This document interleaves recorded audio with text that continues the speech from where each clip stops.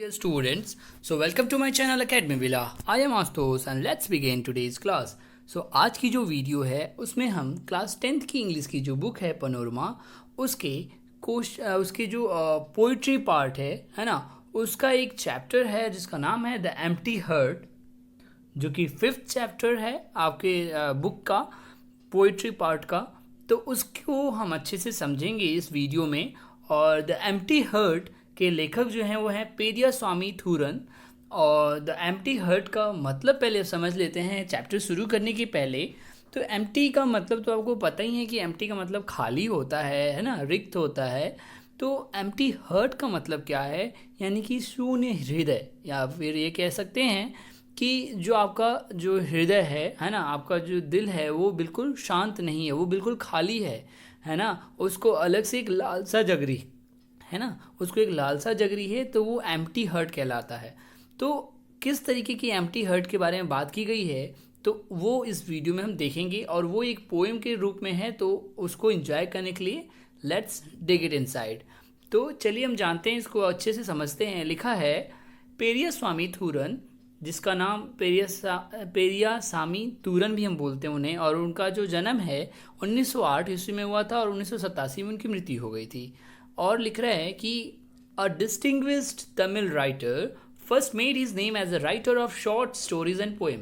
तो डिस्टिंग्विश्ड मतलब नामी है ना, नामचीन हस्ती, यानी कि यह है जो पेरियास्वामी थूरन है, ये एक माने जाने जो हैं तमिल राइटर हैं है ना। और साथ ही साथ फर्स्ट मेड हिज नेम, और उन्होंने अपनी कृति जो बिखेरी थी, या फिर कह सकते हैं, या आप उनका जो नाम हुआ था स्टार्टिंग में, वह एक राइटर के रूप में हुआ था। और वो किस तरीके की किताबें लिखते थे, किस तरीके की कविताएं लिखते थे, शॉर्ट स्टोरीज एंड पोएम्स, यानी कि छोटी जो लघु कहानियाँ होती हैं और जो पोएम्स होते हैं वो लिखा करते थे, शॉर्ट पोएम्स।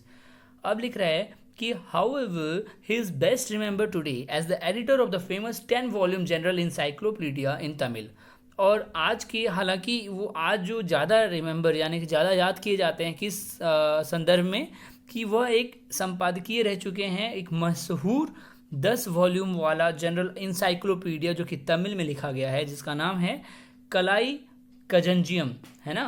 तो इसके वो लेखक रह चुके हैं और इसके लिए वो बहुत मशहूर भी हैं। और लिख रहा है कि letter he also compiled and edited an encyclopedia in Tamil for children. उन्होंने तमिल लैंग्वेज में एक और इंसाइक्लोपीडिया लिखा था बच्चों के लिए है ना, उसके लिए भी वो जाने जाते हैं। अब कह रहे हैं कि a master of style Thooran handled successfully the prose poem and the sonnet. कहा जा रहा है कि मतलब वो अपने कला में बहुत निपुण थे, तो वही बोला जा रहा है कि ए मास्टर ऑफ स्टाइल है ना। तो मास्टर ऑफ स्टाइल थूरन के बारे में बोला जा रहा है, उन्होंने सक्सेसफुली हैंडल किया है प्रोज पोएम। प्रोज पोएम एक तरीके का जो होता है गद्य रूप में पोएम होता है ना, उसको अलग टाइप का पोएम होता है, उसको प्रोज पोएम बोलते हैं। एंड द सोनेट, सोनेट एक तरीके का ऐसा पोएम होता है जिसमें 14 पंक्तियाँ होती हैं बस, यानी कि 14 पंक्तियों वाला जो पोएम होता है उसको सोनेट बोलते हैं। तो वो इन सब चीज़ों में बहुत महारत हासिल कर रखी थी उन्होंने है ना। फिर लिखा है कि his works include such popular collections as Ilantamizha and Thooran Kavithaigal तंगा है ना, तंगा, इसको अच्छे से पढ़ सकते हैं, जैसे कि इसको हम पढ़ेंगे तंगा कंजिली है ना, तंगा कंजिली पढ़ेंगे इसको। और ये जो है नीचे जो है एंड पूविन सिरिप्पू, ये एक ऐसे थी है ना। तो ये सब चीज़ें उनकी कार्य रचनाओं में से है। अब लिख रहा है कि among the many awards that came to him were the Padma Bhushan and Kalaimamani from Tamil Nadu है ना। तो ये जो था इनके अवार्ड्स जो उनको मिले थे उनके नाम बताए गए हैं, कि उनको पद्म भूषण भी नवाजा गया, पद्म भूषण से, और कलाल ममानी से भी नवाजा गया है, तमिलनाडु में दिया गया है इनको। कलाल मनानी एक अवार्ड है, उनको भी उससे भी नवाजा गया है। अब बोल रहा है कि द पोएम कुरई कुदम है ना, जिसको एम्प्टी हर्ट बोलते हैं, जो हम चैप्टर का पढ़ने जा रहे हैं पोएम को, तो तमिल में कुरई कुदम बोलते हैं। तो the poem Kurai Kudam highlights a great human weakness, man's insatiable greed which ultimately destroys him. यानी कि ये जो कविता है वो किस चीज़ के ऊपर है, तो ये जो कविता है वो मानवीय कमजोरी पे प्रकाश डालती है। जैसे कि मनुष्य की जो होती है ना अपूर्णीय लालच जो होता है मन में, है ना, जो पूरी ना होने वाली जो लालच है वह जो है ना उसे नष्ट कर देती है। इसी के बारे में चर्चा की गई है। तो चलिए बिना देरी किए हुए इस पोएम को पढ़ते हैं और जानते हैं इस पोएम में क्या है। तो लिखा है पहली लाइन में, है ना, the man was rich but not content. इसका मतलब है वह जो व्यक्ति था, एक व्यक्ति के बारे में बात की जा रही है जो कि बहुत धनी है, लेकिन वह एक संतुष्ट व्यक्ति नहीं था। वह अंदर से संतुष्ट नहीं था। वो भले ही अमीर था लेकिन वह संतुष्ट नहीं था। Morning, noon and night he went to the wish yielding tree and prayed. यानी कि विश यील्डिंग ट्री का मतलब होता है एक ऐसा पेड़ जो मनोकामनाएं किसी की पूर्ण करता है ना। और साउथ में शायद से ऐसा पेड़ उसको बोलते हैं कल्पका, है ना। तो बोला जा रहा है कि वो इंसान जो था अमीर तो था लेकिन वो संतुष्ट नहीं था। तो सुबह दिन रात हर समय उस पेड़ के पास, उस कल्पका पेड़ के पास जाता था और याचना करता था, प्रार्थना करता था कि मुझे ये दे दो, मुझे वो दे दो। अब देखते वो क्या मांगता था। लिखा है कि ओ कल्पका आई सीक यू रेड, यानी ओ कल्पका, हे कल्पका, मैं तुमसे मदद की गुहार लगाता हूँ, मुझे कुछ मदद करो। क्या मांग रहा है? All I want is a pot of gold. जो मैं चाहता हूँ वह एक सोने का घड़ा है, एक घड़ा भर के मुझे सोना दे दो, ये उसकी डिमांड थी। फिर his prayer was granted seven fold. Seven fold का मतलब 7 गुना। उसने तो मांगा कि मुझे एक घड़ा भरकर सोना दे दो, लेकिन उसके रिजल्ट में क्या हुआ कि उस पेड़ ने उसे 7 गुना ज़्यादा, उसके डिमांड के 7 गुना ज़्यादा उसको रिटर्न में दे दिया। क्या हुआ कि for as a gift to him was given, यानी कि 7 गुना घड़े उसको गिफ्ट के रूप में, है ना, उपहार के भेंट के रूप में उसे पेड़ ने प्रोवाइड कर दिया। अब क्या होता है कि glistening gold in pitchers seven silver pitchers were now with him. क्या हुआ था कि वो सारे जो घड़े थे सातों के सातों बहुत चमक रहे थे, और 7 silver pitchers were now with him. अब वो सारे तो घड़े जो थे उसके साथ थे, ठीक है। Each with gold coins filled to the brim.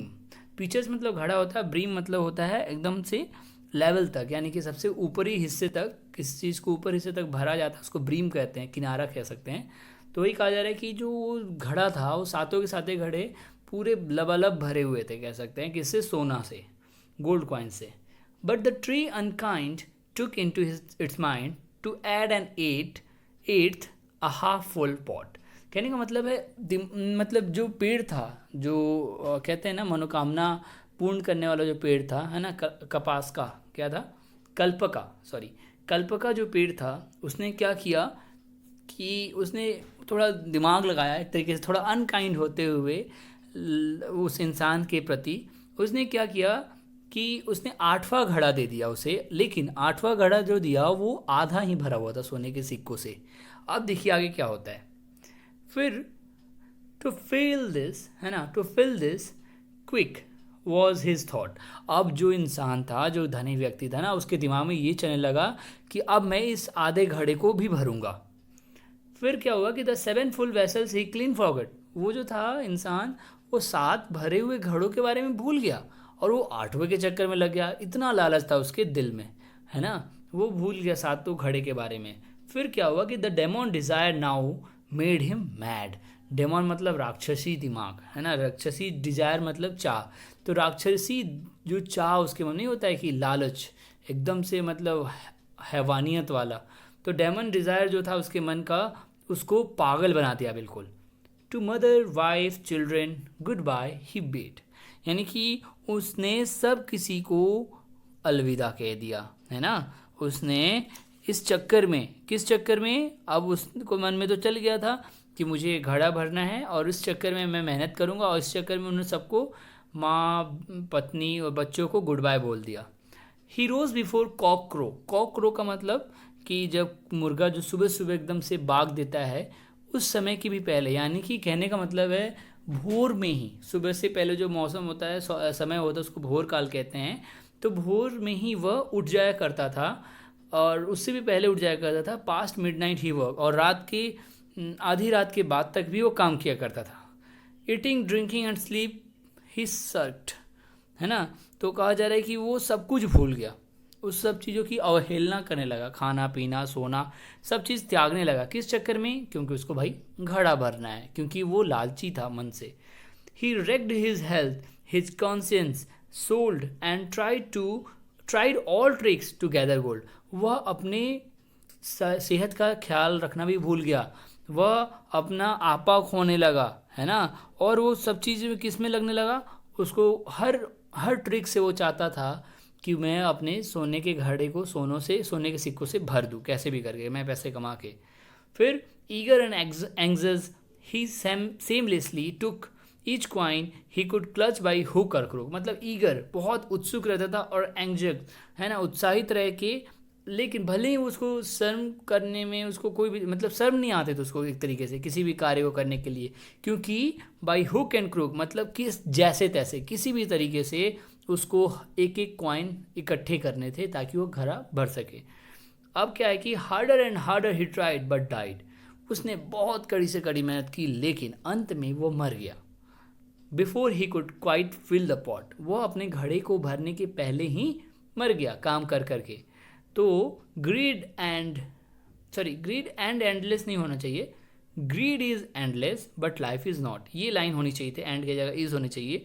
तो कहा जा रहा है कि ग्रीड इज एंडलेस, है ना, यानी कि एंडलेस मतलब अनंत, यानी कि लालच का जो भाव होता है ना आपके मन में वो अनंत होता है। मतलब लालच अनंत तक है लेकिन जान नहीं, है ना, क्योंकि आप जान की अपनी परवाह नहीं किए बगैर आप लालच किए जा रहे हैं तो लालच तो आपकी कभी फुलफिल नहीं होगी। तो वही कहा जा रहा है कि grid is endless but life is not, तो आपकी लाइफ ज़्यादा इंपॉर्टेंट है।